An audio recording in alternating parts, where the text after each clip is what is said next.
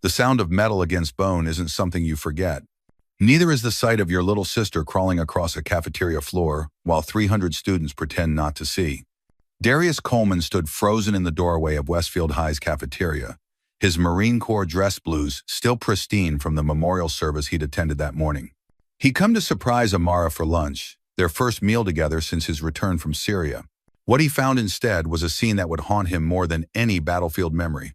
Amara Coleman, 16 years old and paralyzed from the waist down, was dragging herself across the grimy linoleum while her custom wheelchair lay in pieces around her. Above her towered Tyler Whitaker, Westfield's golden boy quarterback, his Letterman jacket catching the fluorescent lights like armor. Still playing detective, Tyler's voice carried across the silent cafeteria. Maybe next time you'll mind your own business. The rage that flooded Darius's system was different from combat adrenaline. This was personal. This was family. But as he stepped forward, his trained eyes caught something the other students missed: the way Tyler's hands trembled despite his bravado, the unnatural dilation of his pupils, the sheen of chemical sweat on his neck. This wasn't just teenage cruelty. This was something else. Maddie's fingers found Per Tyler on a table leg, and she pulled herself forward another foot. Her face remained eerily calm. But Darius knew that look. Their mother had worn it in every video message from Afghanistan. The mask you wear when breaking isn't an option. Darius. Maddie's voice cut through his fury. She'd spotted him, and in her eyes he saw not relief, but warning. Don't. But sometimes don't isn't an option. Sometimes you come home from war only to find the enemy followed you back. 3 weeks. That's how long Darius had been stateside, trying to remember how to be a brother instead of a weapon. 3 weeks of watching Amara navigate her new reality with a grace that made his own struggles with PTSD seem trivial. She never complained about the wheelchair, never mentioned the pain that shadowed her movements, never asked why God had taken their mother in Afghanistan and left her trapped in steel and leather. He'd been planning this surprise for days. Drive down from Fort Hood. Take her to lunch at that BBQ place she loved before the accident. Maybe catch a movie, normal brother-sister stuff. The kind of simple pleasures that had kept him sane during 18 months in hell. The morning had started with promise. He'd attended Sergeant Morrison's memorial, another good Marine lost to an IED, and somehow the ceremony had given him clarity. Life was short, family was everything. The demons in his head could wait while he spent time with the only family he had left. The drive to Westfield had been therapeutic. Windows down, Texas sun baking away the Syrian cold that still lived in his bones. He'd even stopped at H-E-B to grab those sour gummy worms. Amara loved the ones their mom used to hide in care packages. Finding her wasn't hard. In a school of 3,000 students, the girl in the wheelchair was always easy to spot. What he hadn't expected was to find her like this. Someone help her. A voice cracked through the silence. A freshman girl with more courage than sense. "Shut up, Rachel," one of Tyler's teammates growled. "Unless you want to be next." Darius processed the scene with tactical precision. 3 primary threats, Tyler and 2 teammates all wearing Letterman jackets, all displaying similar signs of chemical enhancement. Secondary concerns, at least 6 other football players scattered throughout the cafeteria, potentially hostile. Tertiary, the complete absence of faculty, which meant this was either terrible timing or orchestrated. His sister had stopped crawling. She sat upright now, back against a pillar, that same eerie calm masking whatever storm raged inside. In her lap, she clutched something, a worn notebook Darius recognized instantly. Their mother's field notes from her last deployment. "You know what your problem is, Amara?" Tyler stepped closer, his cleats clicking on the floor like a countdown.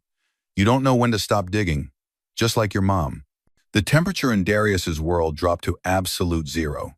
Their mother, combat nurse Monique Coleman, killed in action, Kandahar Province, Afghanistan. IED attack on her medical convoy while trying to reach wounded Marines. Darius had been 2 provinces away, had heard the explosion over comms, had known before the official word came down that his world had just gotten darker.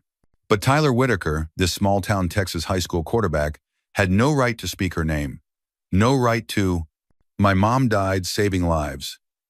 Maddie's voice was steady. "Stronger now. Yours is killing them." Tyler's foot connected with a piece of the broken wheelchair, sending it skittering across the floor. "Careful. Accidents happen. Just ask your dad about that scaffolding." "The scaffolding?" Darius's mind raced. The accident that had put Amara in the wheelchair had happened while he was deployed. A construction accident at the new stadium. Official report said, faulty equipment. Tragic timing. Amara had been there taking photos for the school paper, documenting the booster club's crown jewel, $20 million of Texas excess built by the company Tyler's father had connections with. She'd fallen 30 feet, broken her L2 and L3 vertebrae, severed her spinal cord. The doctors called it a miracle she survived it all. Except now, watching Tyler's reaction, seeing the way his teammates shifted nervously, Darius wondered if accident was just another lie he'd swallowed because the truth was too terrible to consider. "You pushed me," Amara said quietly, and the cafeteria seemed to inhale collectively. "I remember now, the medication, the trauma, it blocked it out, but I remember. You were there. You and Brandon and Kyle. You pushed me." Tyler's face went through a transformation that confirmed everything. The cocky mask slipped, revealing something desperate and dangerous underneath. "You can't prove anything. My dad made sure he caught himself. But the damage was done. Darius had heard enough confessions in interrogation rooms to recognize one. But before he could move, before his trained muscles could spring into action, another voice cut through the tension. "Actually, she can prove it." Lauren Hayes stepped out from behind the lunch line, her phone held high. Former cheerleader, current school newspaper editor, and according to the gossip, Darius had overheard Tyler's ex-girlfriend, the one whose previous boyfriend had died of a heart attack during summer training. "I've been recording everything," Lauren continued, her voice shaking but determined. "Not just today, for weeks, ever since Evan died." Evan Carter. Darius remembered the name from news reports. Star running back, full scholarship to UT, found dead in the locker room. Cardiac arrest at 17. Natural causes, the medical examiner had ruled.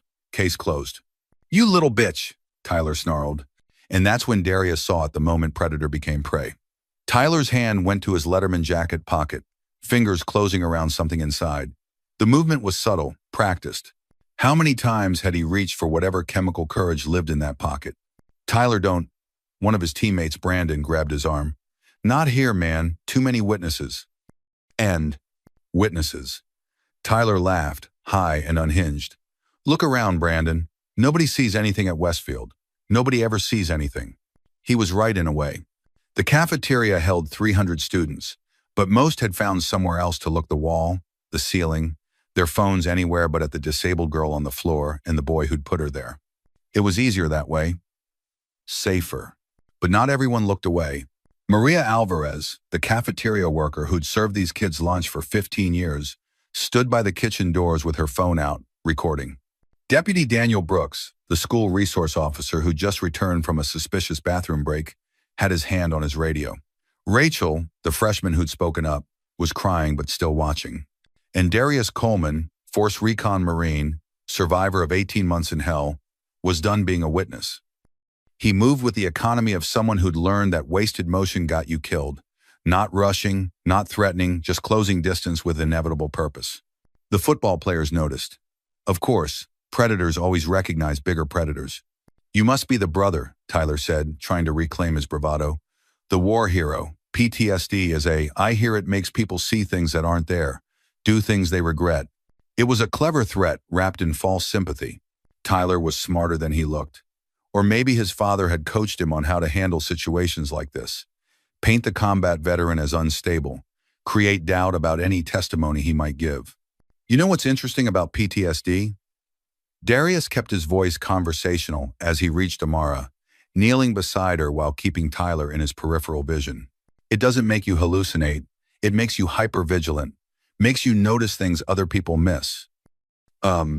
He helped Amara sit up straighter, his hands gentle, but his eyes never leaving the threats. Like the way you're all sweating in a 60-degree cafeteria, the way Brandon keeps rubbing his chest like it hurts, the way Kyle's nose has been bleeding for the past 5 minutes, and he doesn't even notice. Kyle's hand went to his face, came away red. "What the Trembolone X," Amara said quietly, "mixed with something else, something to make it stronger, more addictive. Mom saw it in Afghanistan. Soldiers trying to become superhuman. It works for a while. Then your heart explodes." "Shut up." Tyler pulled something from his pocket. Not the syringe Darius expected, but a knife. a tactical folder, illegal on school grounds, but then again, so was assault. You don't know anything. I know you killed Evan. Lauren stepped closer. Her phone's still recording. I know about the underground lab beneath the new stadium. I know your father's been importing from Mexico, cutting it with God knows what, and selling it to half the team. And I know, Amara added, steel in her voice now, that when I got too close to finding out, you tried to kill me too. Pushed me off that scaffolding, made it look like an accident. The knife shook in Tyler's hand. Around him, his teammates backed away, the pack unity fracturing as self-preservation kicked in. Brandon was openly crying now, blood seeping from his nose. Kyle had sat down hard, clutching his chest. It wasn't supposed to happen like this. Tyler's voice broke, and for a moment, Darius saw him clearly, not a monster, but a kid, destroyed by his own father's ambition, poisoned by the very thing that was supposed to make him great. We were just supposed to win. Just supposed to bring home another championship. Nobody was supposed to die. But they did, Darius said quietly, and more will, unless this ends now. Tyler looked at the knife in his hand like he'd never seen it before, then at Amara, still on the floor, still clutching their mother's notebook, at Lauren with her phone, at his dying teammates, at the future he'd already lost. My dad said no one would believe a cripple, he whispered. Said even if you remembered. Who'd take your word over mine? Everyone. Maria Alvarez spoke up, her accent thick with emotion. My nephew died from this poison, 17 years old. Heart attack at 17, I believe her. I believe her, Deputy Brooks added, his radio crackling to life as backup arrived. I believe her, Rachel, the freshman, said through her tears. One by one, voices rose from the crowd that had been silent moments before. Students who'd lost friends to accidents, who'd watched teammates change, rage out, collapse during practice, who'd been too scared to speak until someone else went first. Tyler Whitaker, golden boy of Westfield, star quarterback with the $1 million arm and $5 million future, fell to his knees. The knife clattered away behind him. Sirens wailed as the real police arrived, not the locals on Coach Whitaker's payroll, but state troopers Deputy Brooks had quietly called. Darius gathered his sister into his arms, lifting her easily. She weighed nothing. This girl who carried so much. Let's get you out of here, he murmured. My chair, she protested weakly. We'll get you a better one that can't be broken by cowards. As he carried her toward the exit, Amara looked back at Tyler, now surrounded by paramedics trying to save his teammates. I would have helped him, she said quietly, if he'd asked, if any of them had asked instead of this. Albert, that was their mother in her, the healer's instinct that transcended personal hurt. Darius had lost that somewhere in Syria, traded it for survival skills and a talent for violence. But Amara had kept it, even after everything. They passed Lauren Hayes, still recording, tears streaming down her face. Thank you, Amara told her. Evan would have wanted, Lauren's voice cracked. He tried to quit, you know, the stuff. He wanted to get clean, but they wouldn't let him. Said he knew too much. Now everyone will know, Darius promised. No more secrets. Deputy Brooks met them at the door. Ambulance is here for your sister, and federal agents are en route. This is bigger than just Westfield. The DEA's been tracking this pipeline for months. Months. Darius's voice could have cut steel. And how many kids died while they tracked? Brooks had no answer for that. Outside, the Texas sun felt like benediction after the fluorescent tomb of the cafeteria. Darius settled Amara gently on the ambulance gurney, staying close as EMTs checked her for injuries beyond the obvious. I'm okay, she insisted, then looked at her brother with eyes too old for 16. But you're not, are you? He wanted to lie, to play the strong protector, but she'd earned better than that. But I will be, we both will be. Mom would have been proud, Amara said softly. You didn't hurt him, even though you wanted to, even though he deserved it. Darius thought of all the times overseas when violence had been the only answer, when being a weapon had kept him and his brothers alive. But this wasn't Syria, this was home. And maybe, just maybe, there were other ways to fight. She would have been proud of you, he corrected. Speaking truth when everyone wanted you silent. That takes more courage than any battlefield. More sirens filled the air through the cafeteria windows. They could see chaos students being escorted out, football players being loaded into ambulances, men in FBI windbreakers setting up a perimeter. The empire of Friday Night Lights was crumbling, And all because one girl in a wheelchair had refused to look away. Darius. Amara clutched his hand as the ambulance prepared to leave. What happens now? He thought of the long road ahead trials, testimony, death threats from a town that worshipped football more than justice. He thought of his own demons, the nightmares that would come harder now that he had found a new war to fight. He thought of their mother, buried in Arlington, while her daughter fought battles she'd never imagined. Now, Darius squeezed her hand. Now we finish what you started. We make sure Evan and the others didn't die for nothing. We burn it all down and build something better, together. As the ambulance pulled away, Darius heard his phone buzz, a text from an unknown number. You have no idea what you've done. This doesn't end with Tyler. Your sister should have stayed quiet. He looked back at the school, at the empire of secrets built on children's bodies, and typed back, good. Let him come. We're not running anymore. Because sometimes the real war isn't overseas. Sometimes it's in your own backyard, wearing a Letterman jacket and hiding behind tradition. And sometimes the strongest warrior isn't the one with the gun. It's the girl who refuses to let her broken body break her spirit. The battle for Westfield had begun. And for the first time since coming home, Darius Coleman knew exactly where he belonged, standing beside his sister, facing whatever came next, together. The hospital room smelled like every other military medical facility Darius had known.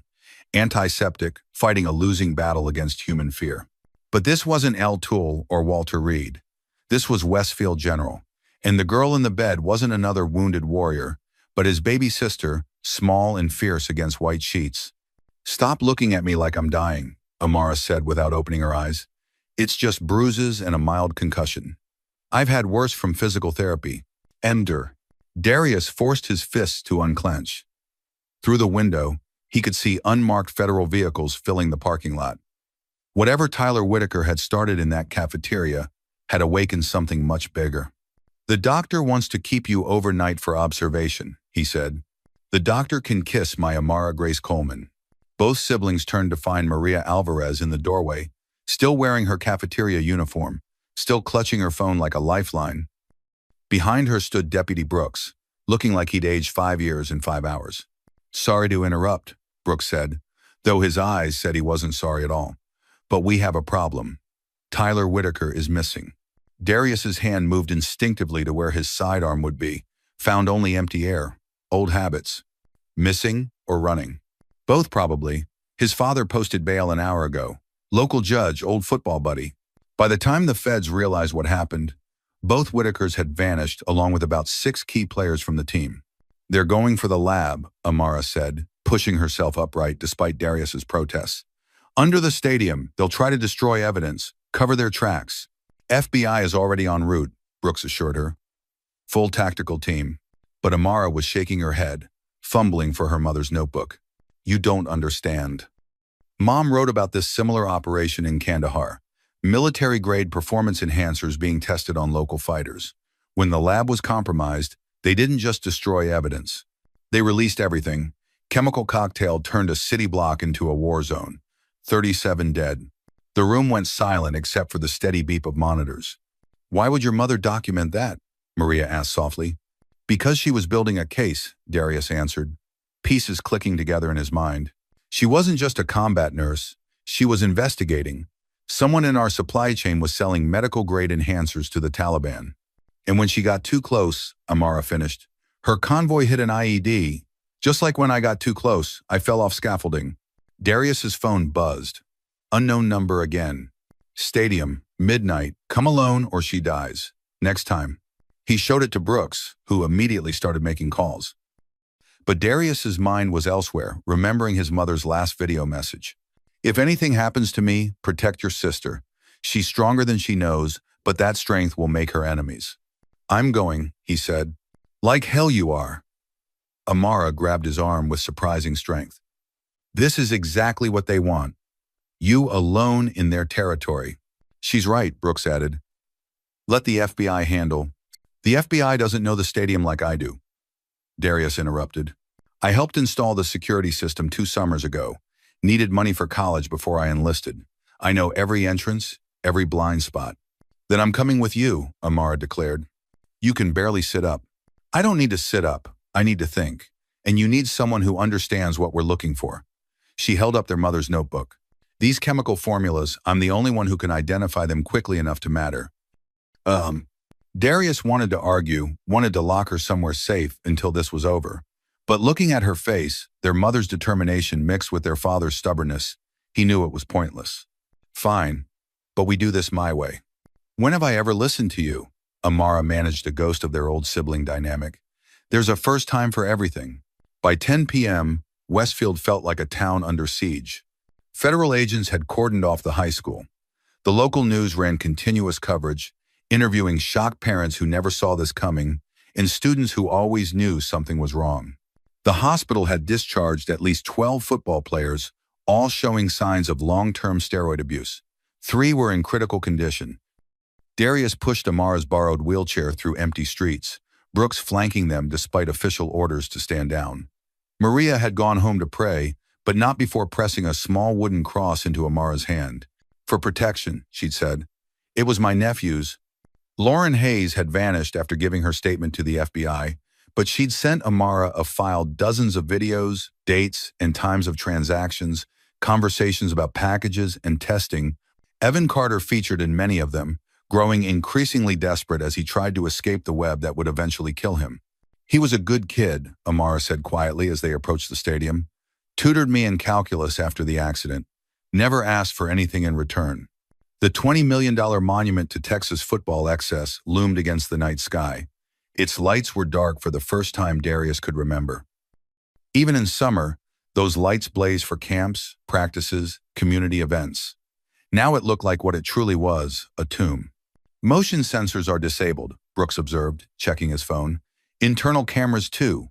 Either the feds did that or Tyler's father still has override codes," Darius finished.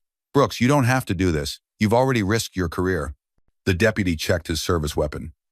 "My cousin played for Westfield 5 years ago. Dead at 22. Enlarged heart. I've been waiting for this chance." They entered through the maintenance tunnel Darius remembered from his installation days. The air grew thicker as they descended, chemical smell mixing with something else. Desperation, maybe, or death. "Darius," Amara whispered, pointing to marks on the concrete. "Claw marks. Someone tried to escape from down here." The tunnel opened into a sub-basement hidden beneath legitimate foundation work.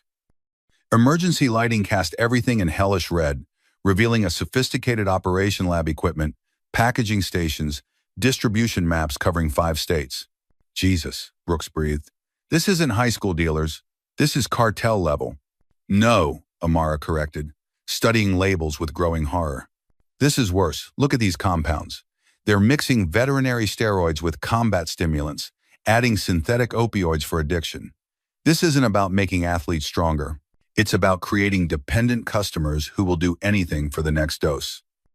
A sound echoed through the space metal on concrete, rhythmic and wrong. Darius pushed Amara behind a storage rack, motioning Brooks to flank left. The sound grew closer, and with it, labored breathing. Tyler Whitaker stumbled into view, and Darius barely recognized him. The golden boy was gone, replaced by something monstrous. Veins bulged black beneath his skin. His eyes were crimson where they should be white. In his hand, a sledgehammer dragged sparks from the floor. "Knew you'd come?" Tyler slurred, blood running from his nose. "Hero complex runs in the family." "Where's your father?" Darius kept his voice steady, calculating distances and angles. "Gone. Left me to clean up, always leaving me to clean up." Tyler laughed, a wet sound that ended in coughing.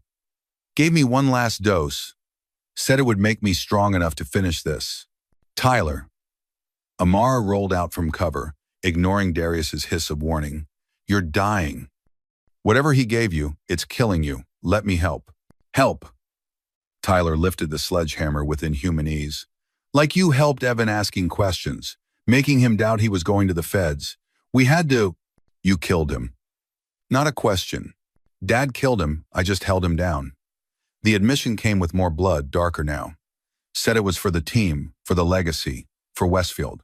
"Some legacy," Brooks stepped out, weapon drawn but pointed down. "How many others, Tyler? How many kids did you poison for a trophy?" "All of them. Every single player in 3 years. Win at any cost, right? That's what you people wanted. Championships. Glory. You didn't care how we got there. He wasn't wrong. Darius realized the whole town had worshipped winning, never questioning the price. Parents who bragged about their sons' sudden muscle gains. Coaches who looked away from obvious signs. Doctors who signed clearances without asking hard questions. But she asked. Tyler pointed the hammer at Amara. Little crippled, couldn't leave it alone. Had to play detective, like her mommy. What do you know about my mother? Amara's voice was steel. Tyler grinned, teeth stained red. Dad told me she found out about the first lab, the one in Afghanistan. Threatened to expose the whole network, military contractors, CIA, black funds, all of it. So they killed her. Made it look like enemy action. The words hung in the air like poison gas. Darius felt the world tilt. Everything he thought he knew, shifting into new, horrible configurations. His mother hadn't died a hero. She'd been murdered by her own side. You're lying, he said. But his voice lacked conviction. Am I? Tyler pulled a phone from his pocket and threw it at their feet. Check the messages. Dear old dad kept everything. Insurance, he called it. Amara grabbed the phone with shaking hands, scrolling through years of encrypted messages. Her face went white. Darius. Oh God, Darius. It's all here. Mom's investigation. The threats. The order to neutralize. They killed her. The rage that filled Darius then was unlike anything he'd felt in combat. This was pure, distilled fury, not at an enemy, but at a system. A conspiracy that had taken their mother and tried to take Amara too. Where's your father? He asked again, voice deadly quiet. Ever private jet to Mexico. Has a compound down there. Runs the whole operation. End 4. Tyler swayed, hammer dropping from nerveless fingers. Supposed to meet him after I burn this place down. The chemicals, Amara said urgently. If he's got incendiaries down here, mixing with these compounds. Boom, Tyler finished, falling to his knees. Big enough to level the block. Timer's already running, 10 minutes, maybe less. Brooks, get her out, Darius ordered. Not without you, Amara protested. I'm not leaving. Ho. Darius was already moving. Combat instincts taking over. I need to find the device. See if I can disable it. You need to live. Both of you, Tyler gasped, surprising them all. Someone has to tell the story. Make it mean something. Tyler, Amara started. I'm already dead. Have been since the first injection. He looked at her with eyes that were briefly, terribly lucid. I'm sorry about the chair, about your mom, about all of it. Tell Evan. Tell him I'm sorry. Pranks. Evan's dead. Brooks said gently. I know, doesn't matter. Still need to say it. Tyler Whitaker, terror of Westfield High, collapsed forward and didn't move again. 17 years old, destroyed by his father's ambition and his town's hunger for glory. Movement upstairs, Brooks reported, radio crackling. Multiple vehicles, not feds. Dad's cleanup crew, Amara realized. They're not here to save evidence. They're here to make sure we burn with it. Darius made a command decision. Brooks, take Amara up the north tunnel. I'll buy time. Try to disable. Number, Amara's voice cut through his protests. Mom died alone. I won't let you do the same. This isn't a debate. You're right, it's not. She pulled something from beneath her jacket, their mother's service pistol, the one Darius thought was locked in his truck. Either we all leave or we all stay. Where did you... I'm paralyzed. Not stupid. Now stop wasting time and find that bomb. The next 5 minutes passed in a blur of controlled chaos. Darius located the incendiary device military grade, because of course it was. Coach Whitaker had connections everywhere. The timer showed 3 minutes, 47 seconds. Can you disable it? Brooks asked. Maybe if I had tools, time, and no one shooting at us. Footsteps echoed from above, which we don't have. Then we run, Amara decided. But first, she grabbed a laptop from one of the workstations, yanking out its hard drive. Evidence. Mom would want evidence. They made it halfway up the tunnel before the cleanup crew found them. The first shot sparked off concrete inches from Darius's head, combat reflexes saving him. He returned fire while Brooks covered Amara, the narrow tunnel becoming a killing funnel. Timer! Amara shouted. 90 seconds. Darius did the math. They wouldn't make it. Not all of them. Someone would have to stay. Hold the tunnel. Buy time. Go, he told Brooks. Get her out. Darius. Number, Amara reached for him. But Brooks was already moving, dragging the wheelchair despite her protests. Tell her story, Darius called after them. Tell Mom's story. Make it matter. End of. He turned back to face the oncoming killers, settling into a shooter's stance. This was what he knew. This was what he was good at, protecting his family, even if it cost everything. The first man rounded the corner and died before he could fire. The second got a shot off, pain blooming in Darius's shoulder. He kept shooting. 30 seconds now, 20. Then impossibly, gunfire erupted behind the cleanup crew. Federal agents poured in from another entrance, having tracked the vehicles. The tunnel became chaos. And in that chaos, Darius ran. He burst from the maintenance door just as the first explosion rocked the stadium. The ground heaved, throwing him forward. The second blast was bigger, chemically enhanced, turning night into hellish day. The third brought the whole structure down, $20 million of corruption collapsing into rubble. Darius found Amara and Brooks 100 yards away, all three watching the inferno that had nearly claimed them. Federal agents swarmed the scene, but Darius only had eyes for his sister. You stayed, she said simply.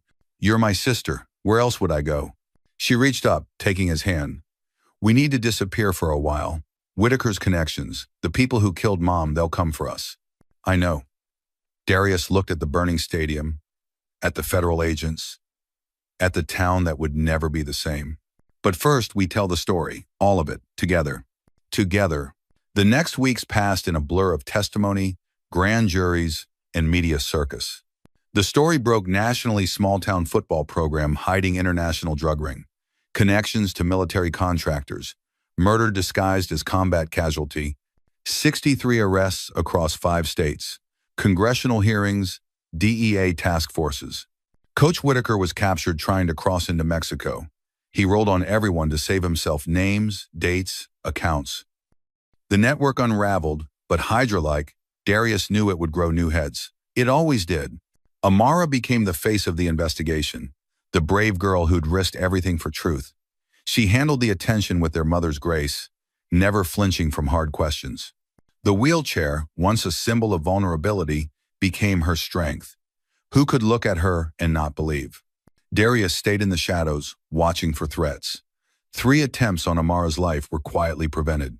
2 men who asked too many questions about their location disappeared, courtesy of some Marine brothers who hadn't forgotten loyalty. They buried Tyler Whitaker on a rainy Tuesday. Only his mother came, a broken woman who'd lost her son long before he died. Amara insisted on attending, laying a single rose on the coffin. He was a victim too, she said when reporters questioned her. We all were.